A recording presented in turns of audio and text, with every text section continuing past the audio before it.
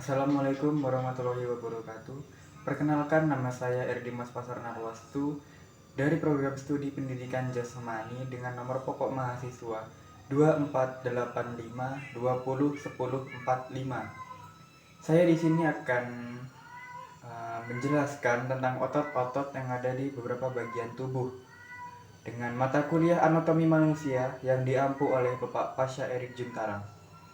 Baik, otot pertama yang akan saya jelaskan adalah otot pectoralis major. Otot ini berada di bagian anterior dada dan berfungsi untuk membantu pergerakan lengan.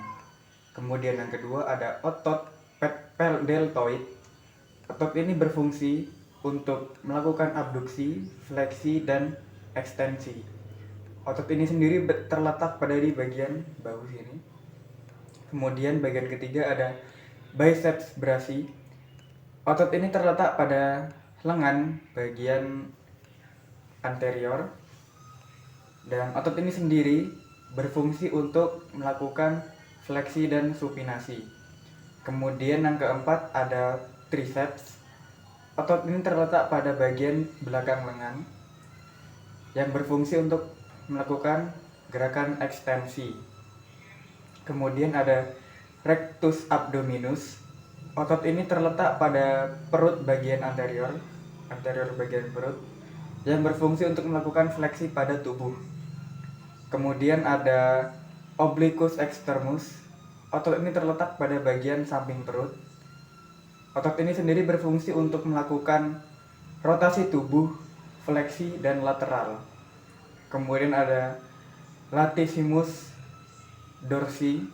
Otot ini terletak pada bagian punggung bagian tengah hingga inferior punggung. Otot ini sendiri berfungsi untuk melakukan pergerakan abduksi, ekstensi pada lengan. Kemudian ada otot trapezius. Otot ini terletak pada bagian superior pada bagian punggung. Otot ini sendiri berfungsi untuk melakukan membantu pergerakan bagian bahu. Kemudian ada gluteus maximus. Otot ini terletak pada bagian bokong, dan otot ini sendiri berfungsi untuk melakukan gerakan ekstensi pada bagian pinggul. Kemudian ada quadriceps femoris. Otot ini berfungsi untuk melakukan ekstensi pada bagian lutut, dan otot ini terletak pada bagian paha depan. Kemudian ada otot hamstring. Otot ini terletak pada bagian belakang paha. Otot ini sendiri berfungsi untuk melakukan gerakan ekstensi pada lutut dan melakukan ekstensi pada bagian pinggul. Kemudian ada otot gastrocnemius.